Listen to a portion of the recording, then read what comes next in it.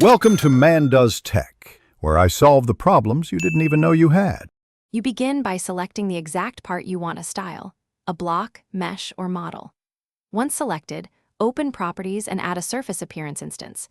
This lets you control texture, roughness, and normal maps.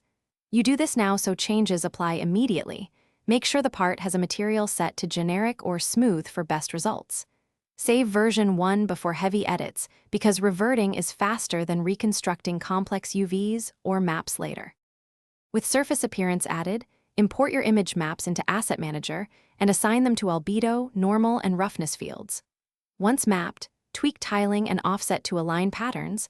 Small changes can fix seams. If you use a mesh, check its UVs in a 3D editor. Roblox won't automatically rewrap bad UVs. Also set the normal strength and roughness multiplier so lighting reacts correctly. This is why you see depth and gloss rather than flat color.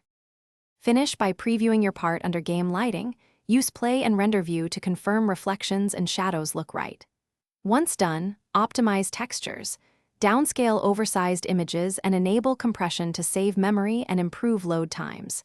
If the surface looks odd, check 3 things: texture alpha channels, mesh UV layout, and that surface appearance is parented to the visible part. If problems persist, swap maps one at a time to isolate the offending. Thanks for watching. If you found this helpful, don't forget to like and subscribe.